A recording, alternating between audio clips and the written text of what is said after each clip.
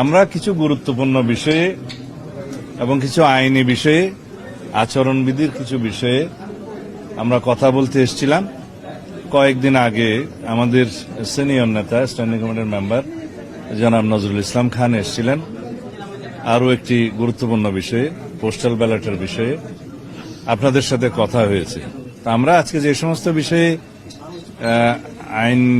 আইনি ব্যাখ্যা কিছু ওনাদেরকে বুঝিয়েছি, কিছু কিছু পয়েন্টে, আরপিওর কিছু পয়েন্টে, আচরণবিধির কিছু পয়েন্টে, এবং আর দুই একটা বিষয়ে আমরা উদ্বেগ প্রকাশ করেছি। এগুলো তাদের সাথে আলোচনা হয়েছে। তা আমার মনে হয় এর বেশি কিছু বলার নাই। তারা এগুলো বিবেচনা করবেন, কমিশনে বৈঠক করে সেটুকু আশ্বস্ত করেছেন। এই যে পোস্টাল ব্যালট যেগুলো প্রবাসীদের জন্য পাঠানো হয়েছে, আমরা বলেছি আগের মতোই উদ্বেগ প্রকাশ করেছি, এখানে সঠিকভাবে বিবেচনা করা হয় নাই। যারা এই পোস্টাল ব্যালট প্রণয়নের কাজে ছিল এবং প্রেরণের কাজে ছিল বা এগুলোর বিষয়ে যারা দায়িত্বপ্রাপ্ত ছিল, তাদেরকে ব্যাখ্যা দিতে হবে, ইলেকশন কমিশনকে ব্যাখ্যা দিতে হবে। এবং এখন যে সমস্ত পোস্টাল ব্যালটগুলো আপনারা দেখছেন বিভিন্নভাবে সোশ্যাল মিডিয়াতে ভিডিও আকার আসছে, এক একটা বাসায় 200-300 করে ব্যালট পাওয়া যাচ্ছে, কোথাও কোথাও জব্দ করা হচ্ছে, কোথাও কোথাও এখনই বুটিং শুরু হয়ে গেছে, যেটা 22 তারিখে হওয়ার কথা, এবং কোথাও কোথাও বলছে একজনের নাম্বার দিয়ে আরেকজনের পোস্টাল ব্যালট গ্রহণ করছে। এইভাবে অনেক কিছু অনিয়ম হয়েছে।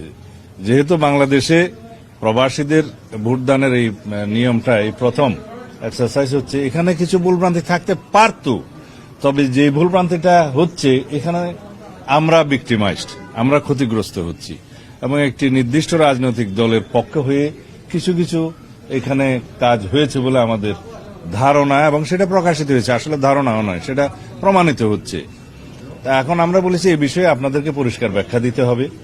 এই প্রবাসীদের কাছে যে সমস্ত ব্যালট পাঠানো হয়েছে, কিভাবে পাঠানো হয়েছে, তারা কিভাবে ভোট দিবে, ওখানে কিভাবে স্ক্যান করবে, আর এক জায়গায় যদি 200-300 ব্যালট পাওয়া যায় সেক্ষেত্রে কি ব্যাখ্যা দিবেন, পররাষ্ট্র মন্ত্রণালয় কি ব্যবস্থা নেবে, এই সমস্ত বিষয়ে আমরা আলাপ করেছি।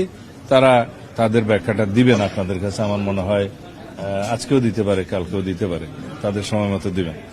আর আচরণবিধির বিষয়ে আমরা একটা বিষয় দৃষ্টি আকর্ষণ করেছি, যে ভোটার স্লিপ প্রদানের ক্ষেত্রে আমরা যেহেতু চাই অধিকাংশ ভোটার ভোটে অংশগ্রহণ করুক, দেশে সবাই চায়, তো সেই ক্ষেত্রে তারা যাতে তাদের ভোটের নাম্বারটা এবং প্রার্থীর নাম, প্রতীক ইত্যাদি পায় ভোটার স্লিপের মাধ্যমে, সহজ হয়। সেটা না করে তারা ভোটার স্লিপের মধ্যে বলেছে কোনো পার্টির নাম দেওয়া যাবে না, মার্কা দেওয়া যাবে না, এবং প্রার্থীর ছবি দেওয়া যাবে না। এগুলো আমরা পুনর্বিবেচনা করা দরকার। আচরণবিধি যেহেতু ইলেকশন কমিশন নিজেরাই এটা পরিবর্তন করতে পারবে, সুতরাং এই বিষয়টা বিবেচনায় নেয়া। কারণ প্রত্যেক প্রার্থী ভোটার স্লিপ দিবে, ভোটার স্লিপ পেলে ভোটার নিজে চিন্তা করবে কোন দিকে দিবে না দিবে, বাট তার জন্য সহজতর করা এটা উচিত। আমরা নির্বাচনকে যেন কঠিন না করি, সহজতর করি, এবং অধিকাংশ ভোটার যেন ভোট দিতে পারে। আরো দুই একটি বিষয় আমরা আলোচনা করেছি, সেটা প্রেসে বলা ঠিক হবে না। আমার মনে হয় আমাদের উদ্যোগগুলো আমরা জানিয়েছি, আলোচনা করেছি। আর যে সমস্ত বিষয়গুলো এখন আপিল শুনানিতে চলছে, এই বিষয়গুলো যেহেতু অনেকটা আমরা বললে এটা সাবজুডিস হবে, সেই জন্য আমরা এখানে আলোচনা করছি না। আমাদের লয়ার আছে, তিনি এগুলো অ্যাড্রেস করবেন। আমার মনে হয় আমার আর কিছু বলার নেই। সন্ধ্যায় তো চেয়ারপারসনের সাথে প্রধান উপদেষ্টা একটা বৈঠক আছে, এই বিষয়টা এখানের সাথে রিলেটেড না, অন্য কোনো বিষয় থাকলে বলো। এখন যে মানা হচ্ছে না, এর আগে আপনাদের পক্ষ থেকে অভিযোগ করা হচ্ছে বিভিন্ন রাজনৈতিক দল এখনো বিভিন্নভাবে প্রচারণা করছেন, তাদেরকে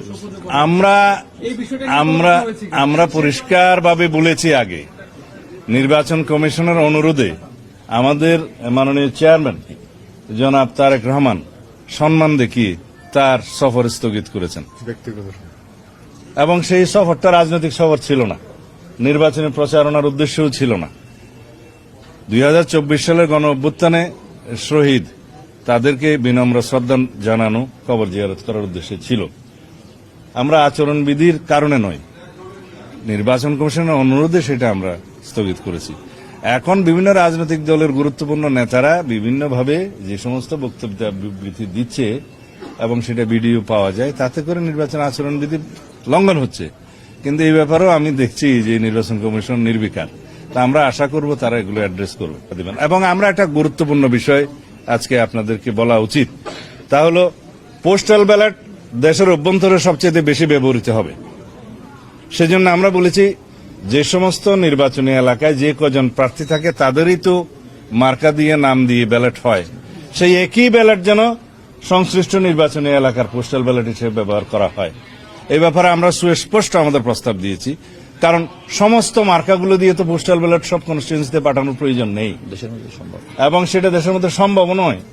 আমরা প্রত্যেকটি নির্বাচনী এলাকার ক্ষেত্রে সংশ্লিষ্ট সকল প্রার্থী যারা থাকবেন তাদের নাম এবং মার্কা সহকারে যেটা ইউজুয়াল সাধারণ ব্যালট হবে, সেই একই ব্যালট প্রত্যেকটা নির্বাচনী এলাকার পোস্টাল ব্যালটের ক্ষেত্রে ব্যবহারের জন্য আমাদের একদম স্পষ্ট প্রস্তাব আমরা দিয়ে গেছি। আশা করি সেটা তারা গ্রহণ করবেন, যেহেতু এটা যৌক্তিক।